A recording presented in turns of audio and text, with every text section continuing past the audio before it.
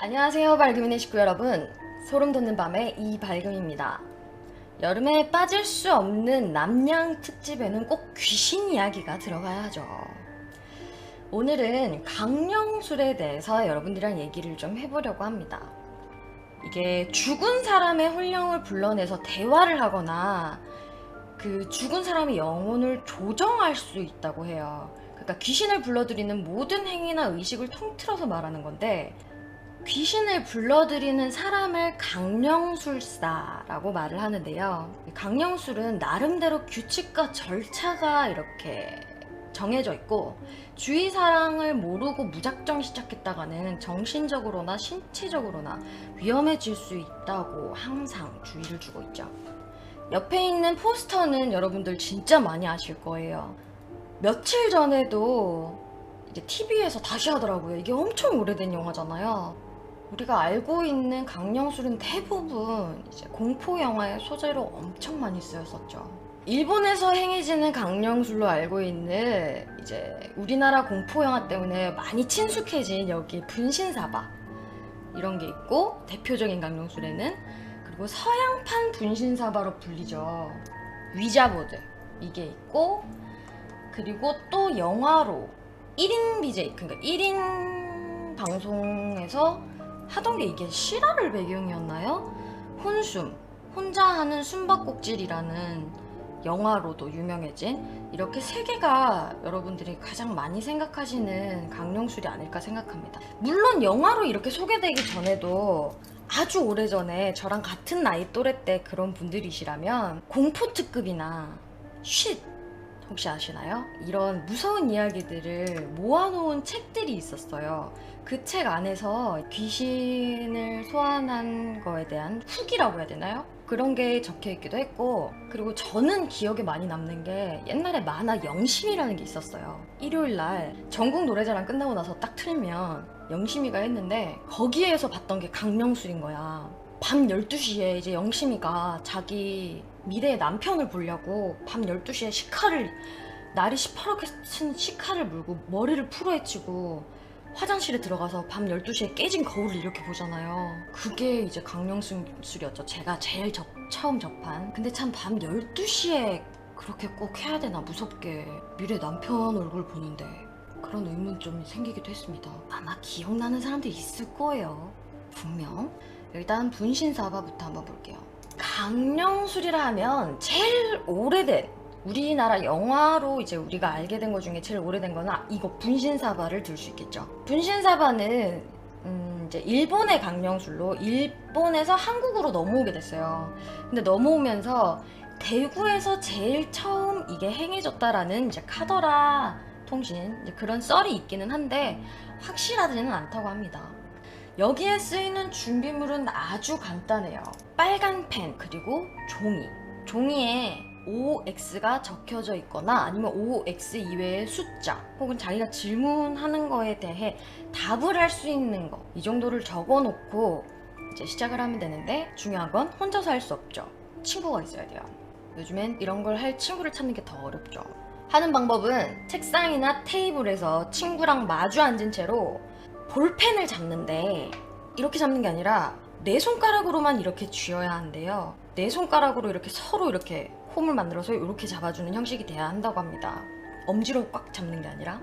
그렇게 쥐고서 눈을 감고 주문을 외우면 된다고 해요. 그런데 방금 이제 채팅창에서도 나왔었는데, 이 주문이요, 지역마다 다르게 불려지고 있다는 거를 여러분 아십니까? 지금 여기에 나와 있는 것도 분신사바라고 돼 있잖아요. 심지어 그 뒤에 주문은 없어요. 이게 주문이 어떤 데는 분신사바, 오디세이, 그라세이라고 하는 데도 있고, 분신사바, 이웃대 구다사이, 아니면 우야대 구다사이, 뭐 이런 많은 종류의 주문이 있더라고요. 이게 이제 사람들의 입에서 입으로 전해지면서 그렇게 된 것 같은데, 이걸 굳이 일본말로 비슷하게 뜻이 되는 걸 찾아보자면 분신사바가 아니라 분신사마, 오이떼 구다사이 라고 해야 한대요. 그러니까 분신은 우리가 아는 분신이고, 그 윤사마 할 때 그 사마님, 분신님 와주십시오 라는 뜻을 가진 거래요. 아니면 이런 주문을 못 외우게 하려고 일부러 분신사바라고 해놓은 건가? 나 지금 외웠는데? 그러니까 어쨌든 이렇게 둘이서 펜을 잡고 눈을 감은 채로 팔자로 이렇게 손을 돌려가면서 이 주문을 외우고 나면 뒤에서 서늘한 기분이 든대요.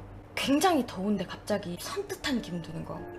냉한 그런 기운이 들면 질문을 하면 된답니다. 오셨나요? 그러면 이제 아까 OX로 적어놓은 그 종이에 이 펜이 자기가 의도하지 않았는데도 O 쪽으로 가든 이렇게 움직인대요. 이렇게 오셨나요? 물어보면 이제 O로 움직이게 되겠죠? 그럼 그때부터 자신이 원하는 걸 물어보면 된다는 얘기인데 OX 말고도 자신이 진짜 뭐 궁금했던 걸 물어보면 어떤 훈령이 불려져 왔다면 글씨를 쓰기도 한답니다. 아주 천천히긴 하지만. 그리고 이 의식을 마무리할 때는요. 귀신을 쫓는 주문이 있대요. 이게 운장주와 태울주, 천부경 뭐 이런 게 있는데 좀 불교 쪽 같은 그런 주문인 것 같더라고요. 근데 그거는 안 해도 된다는 쪽이 너무 더 많아서 가져오진 않았고 마무리를 할 때는 어쨌든 그런 주문을 외워주거나 아니면 그냥 마무리를 짓겠습니다 라고 말하고 자기가 쥐고 있던 펜을 쥐고 있던 손등을 서로 때린 뒤에 분신사바에 사용했던 이 종이를 태워버리면 된대요. 근데 이제 조금 까다로운 게 뭐냐면 분신사바 할 때 사용했던 이 펜 있잖아요. 이 빨간 펜은 절대 잊어버리거나 부러뜨리거나 하면 안 된답니다. 수명이 닿을 때까지, 볼펜이면 볼펜 잉크가 닿을 때까지, 색연필이면 색연필 심이 닿을 때까지 다 써야 한대요. 안 그러면 악령이 붙는다. 뭐 이런 게 있다네요. 분신사바를 하실 때 주의할 점은 주문을 외우기 시작한 그 시점부터 절대 둘이 끝나기 전까지는 손을 놓으면 안 된대요. 그리고 끝낼 것을 정중하게 부탁드려야 한대요. 이제 끝나야 되죠? 뭐 이런 식으로 하면 장난식으로 하면 안 된다네요. 근데 진짜 저렇게 강령술이 돼서 얘가 막 펜이 글씨 막 써지고 이러면 정중하게 안 할래야 안 할 수는 없겠죠. 대부분의 강령술이 그러하겠지만 전문적으로 이런 강령술사가 아닌 이상 자신이 부르는 귀신은요 내 주위에 있는 아무런 귀신 랜덤이랍니다. 그러니까 진짜 객사해서 막 구천을 떠돌고 있던 그런 영을 불러올 수도 있고요. 아주 악한 기운을 가지고 있는 영을 불러올 수도 있고 말귀를 전혀 못 알아듣는 퇴화령이 올 수도 있다고 하니까요. 항상 그걸 염두에 두고 경계를 해가면서 조심히 강령술을 진행해야 한다고 하네요. 저도 솔직히 이거는 솔직히 여러분들 다 해보지 않았어요? 분신사바는? 전 솔직히 해봤거든요. 발금이가 초등학교 시절에 완전 코찔찔이 시절에 겁도 없이 학교 분식점에 이렇게 테이블이 있고 앉을 수 있는 방이 있었어요. 거기에서 이제 친구랑 해봤지. 근데 그때는 분신사바 뭐 오이떼 구다사이 이런 것도 모르고 그냥 분신사바만 주구장창 외쳤어요. 그런데 진짜 신기한 게 근데 진짜 거짓말 뻥한 치고요. 얘가 움직이는 거예요. 펜이 막 이렇게 움직이는 거야. 오른쪽 왼쪽 막 앞뒤로 막 이렇게 움직이는 거예요. 근데 나는 솔직히 친구가 분명히 땡기고 미는 느낌이 났거든요. 솔직히 그때 친구가 민망할까봐 얘기는 안 했는데 난 100% 친구가 움직인다는 거를 강하게 느꼈어. 그래가지고 그때부터 강령술이라는 거에 아예 믿음 자체는 없어졌던 상황이었습니다. 동양의 분신사바가 있었다면 이건 서양판 분신사바였죠. 위자보드 영화로 너무 많이 쓰여졌기 때문에 영화 소재로 모르시는 분들 없을 거예요. 지금 오히려 요즘 세대 사람들은 분신사바보다 위자보드에 대해 더 많이 알고 계시는 분들이 많을지도 몰라요. 영화가 뭐 한두 개 나온 게 아니죠. 이렇게 생긴 보드를 말이에요. 우리가 아는 위자보드라고 하면요, 왜 영어로 쓰면 위자보드라고 읽히려면 이런 스펠링이 나올 수 없잖아요. 그러니까 이게 프랑스어의 오이와 독일어의 자에서 따온 말이 붙어서 부르기 쉽게 위자보드 이렇게 되는 거예요. 근데 이 뜻이 프랑스어도 yes, 독일어도 yes 뜻이래요. 그러니까 우리나라 말로 굳이 바꾼다면 그래 판때기 뭐 이렇게 네네 판. 이건 이제 일단 하려면 심령 대화용 이 위자보드가 있어야 가능한 강령술이죠. 위자보드의 경우에는 유래가 굉장히 많아요. 어디서 뭐 이게 이렇게 됐다 저렇게 됐다 이런 말이 되게 많은데 그 중에 14세기 프랑스에서 집시 계통의 유목민들이 이제 영혼들에게 궁금한 것을 물어보면서 축제에서 이렇게 놀이처럼 하던 게 이렇게 비롯됐다는 썰이 가장 유력하다고 합니다. 이렇게까지 유명해진 요 양식은 1800년대 중반부터였다고 하는데요. 당시 이제 사랑하는 사람을 먼저 보낸 사람들을 그리워하는 분들이 있잖아요. 그런 분들을 겨냥해서 영혼과 접촉을 할 수 있는 방법으로 소개를 하면서 1890년 기업가인 찰스 케나드가 케나드 노벨티라는 회사를 설립을 해가지고 영혼과 대화를 나눌 수 있는 토킹보드라고 소개를 하며 이걸 만들어 판매를 하기 시작했답니다. 그런데 진짜 이건 조금 위험한 행위였는지 영국을 비롯해서 유럽 몇몇 지역에서는 이 위자보드 강령술 행위를 금지를 하기도 했대요. 이걸로 인해서 불행한 일을 겪었다는 이제 후기가 계속 나오면서 금지를 하기도 했다고 합니다. 흑백 사진이에요, 여러분. 얼마나 오래됐는지 아시겠죠? 그 당시 이제 케나드 노벨티 설립자들이 보드에다가 직접 강령술을 해서요, 이 보드의 이름은 뭐라고 지을까라고 했는데, 이제 보드의 말판이 알파벳을 O, U, I, J, A 이렇게 다 지 이름을 지가 만들었대요. 위자보드라고. 아울러 위자보드가 이제 행운을 빈다는 의미가 있다는 답을 또 해줬대요. 근데 아무리 봐도 이거는 상술인 것 같고요. 1920년대 위자 게임은 미국에서 본격적으로 유명세를 탔어요. 1966년에 모노폴리의 초기 발매처로 알려진 파커 브라더스에게 넘어가면서 지금의 위저보드가 탄생이 되었고, 1991년에는 세계적인 완구 전문 기업인 하스브로사가 이를 인수했대요. 그리고 현재까지 그 판권은 하스브로사에 있답니다. 여기에 보면은 보드의 알파벳도 이렇게 있지만 goodbye, 뭐 yes or no 그런 단어 등이 이제 각인이 돼 있다고 해요. 이거를 할 때는 요 세모난 판 있죠? 판 밑에는 3개의 바퀴가 달려있어요. 작은 바퀴. 이걸 플랜체트라고 하는데 지시판. 이걸로 이제 포인터를 삼아서 말판 위에 미끄러지게 해서 사용하는 방식입니다. 손을 이렇게 얹어둔 상태에서, 이건 주문 같은 것도 없어요. 그냥 위저보드를 깔고 저기에 손을 이렇게 얹고 시작을 바로 하면 된답니다. 강령수들에는 꼭 이게 들어가네요. 주위에 누가 와 있나요? 그렇게 말하면 이제 플랜체트가 yes 이렇게 움직이면 질문을 할 수 있게 되는 거죠. 처음에는 yes 또는 no로 답할 수 있는 것에 대해서 질문을 하다가 알파벳 단어를 완성하는 식으로 말판을 움직이는 그런 질문을 해도 된다고 하네요. 주의사항은 절대 이거는 분신사바처럼, 분신사바는 혼자 할 수 없는 거지만 얘는 혼자 해서는 안 된다고 합니다. 절대로 혼자 해서는 안 된다고 해요. 컨저링 이게 2였나요? 3였나요? 여기에서 보면 이 그 귀신에 씌였던 이 여자아이가 이렇게 위자보드를 만들어서 혼자서 하다가 악령에 씌이게 된다, 이런 얘기가 있죠.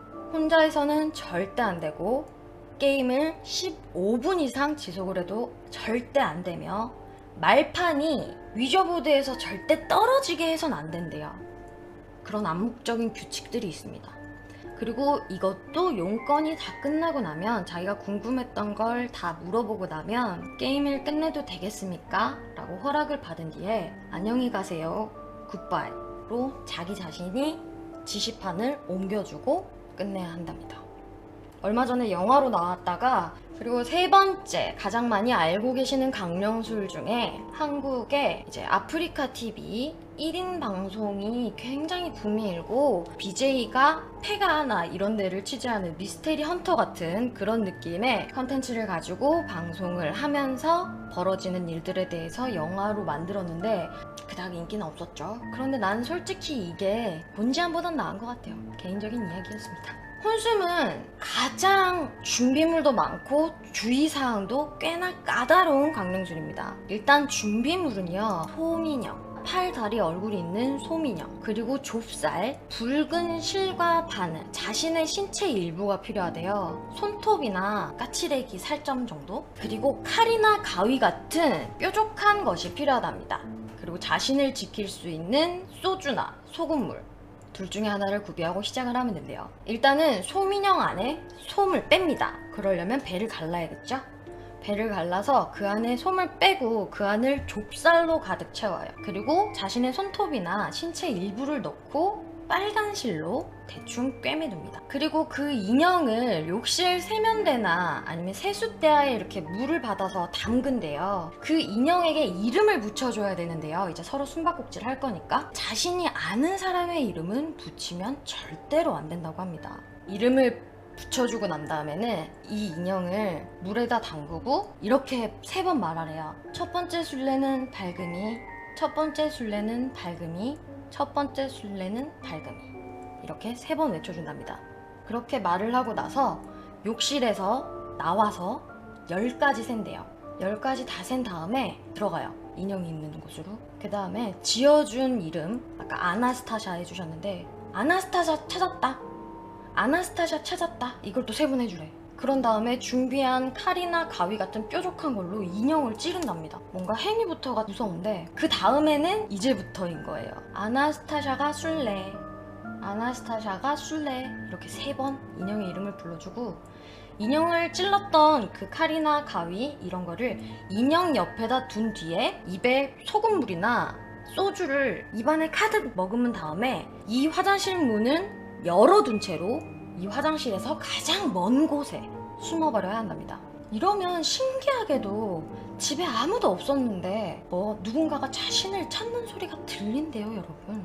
근데 소금물만 잘 머금고 있는다면 해를 끼칠 수는 없다고 하네요. 끝낼 때는 인형이 자기 근처로 온답니다. 자기 근처로 왔는 게 느껴질 때, 자기가 만약에 장롱 안에 숨었다, 아니면 방에 문을 잠근 채로 있다, 근데 문 앞에서 인기척이 들린다, 이럴 때는 문을 확 열어 제끼고 날 찾으러 온 인형을 보고 입에 있는 소금물을 푹 하고 뿜어낸 다음에 내가 이겼다, 내가 이겼다, 내가 이겼다를 꼭 외쳐줘야 된대요. 그 이후에는 인형은 혼령이 깃들어져 있을 수 있으니까 꼭 태워야 한대요.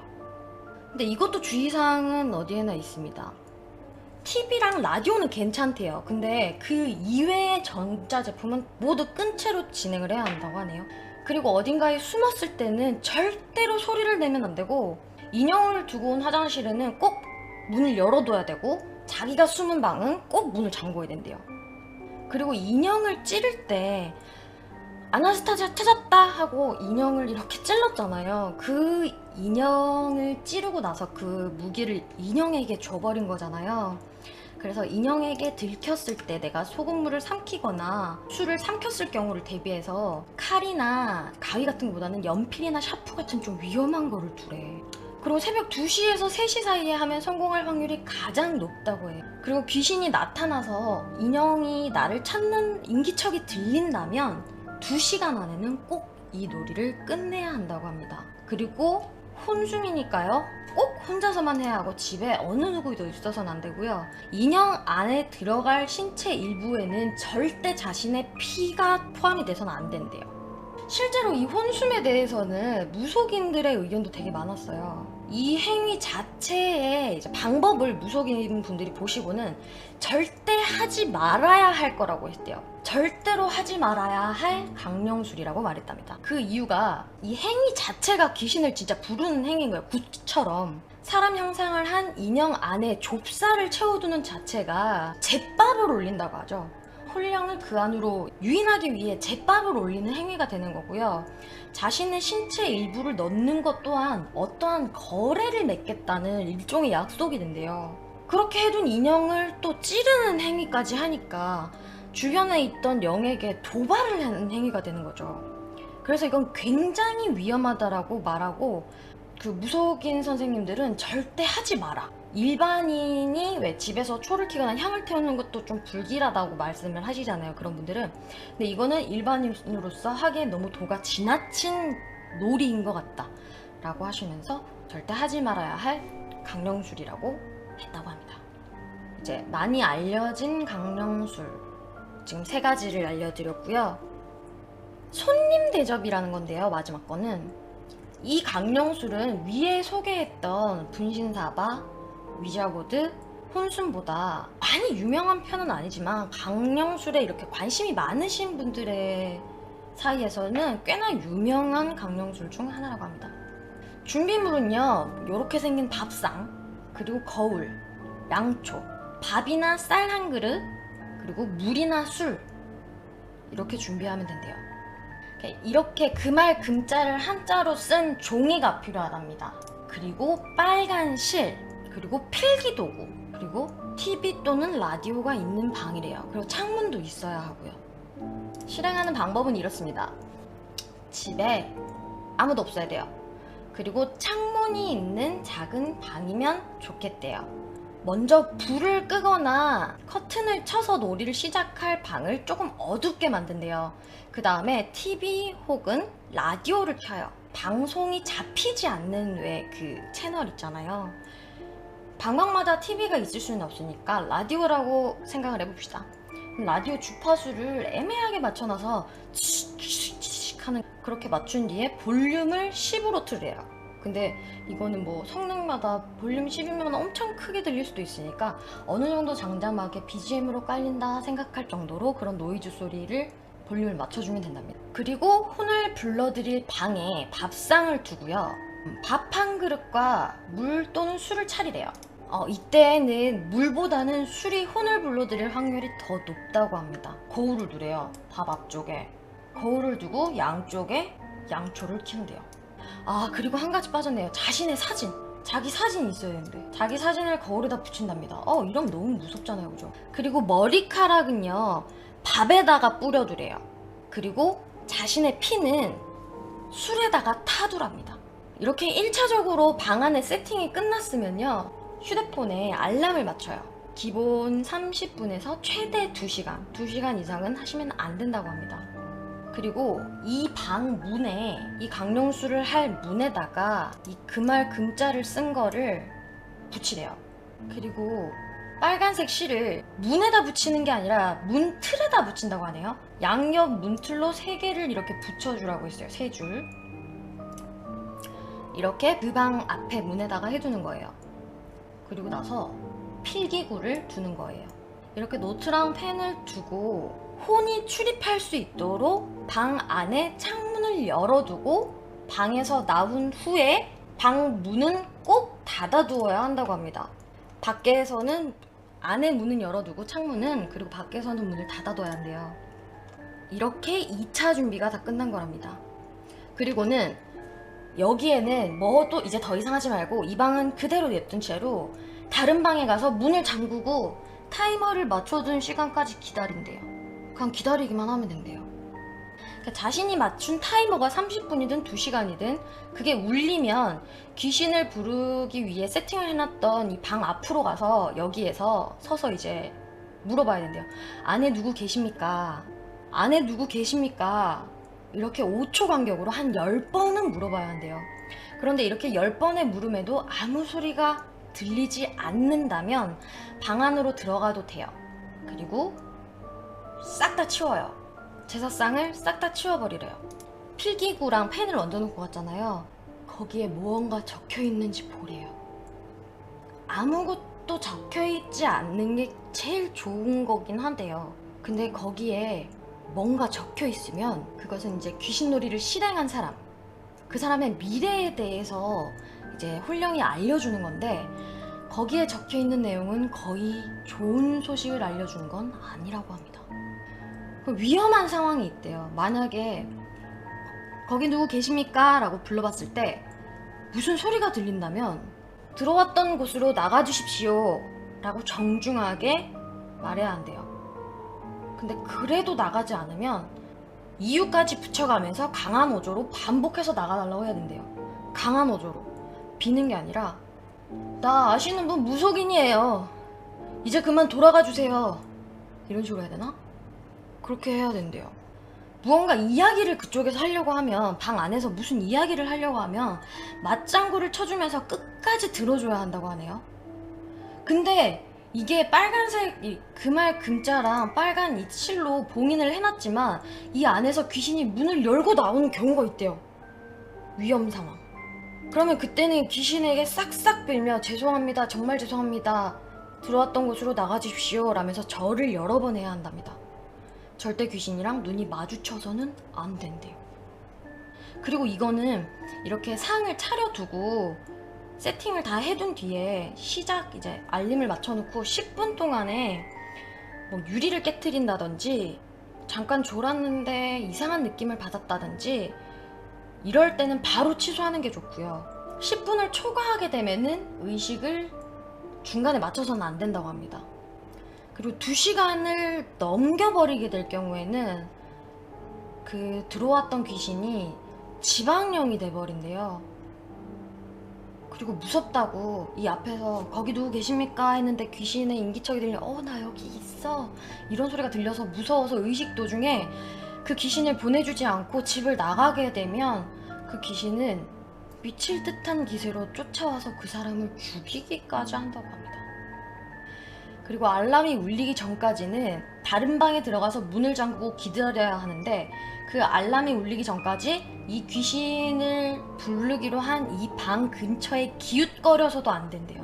만일 열어봐서도 안 된대요. 이건 자신의 집이 좀 수맥이 돈다. 나 이 집에서 되게 가위 많이 눌렸다. 이런 집에서 실행을 하는 게 가장 성공률이 높아진다고 합니다. 그렇게 가장 많이 알려져 있고 여러분들이 TV나 미디어 매체를 통해서 많이 아실 법한 강령술 3가지와 강령술을 즐기시는 분들은 웬만하면 다 알고 있다는 손님 대접이라는 강령술을 소개해드렸어요. 저는 쫄보라 이런 거를 할 수 없습니다. 그리고 굉장한 귀차니즘을 가지고 있는 터라 이런 방법들을 일일이 챙겨가면서 준비물을 준비해서 할 수가 없어요. 혹시 정말 이런 강령술을 하시고 해보실 용기가 있으신 분이라면 해보시고 뭔가 섬찟한 걸 느끼셨다면 밝음이 메일로 후기를 남겨주시면 다음에 꼭 한번 영상으로 만들어 보겠습니다.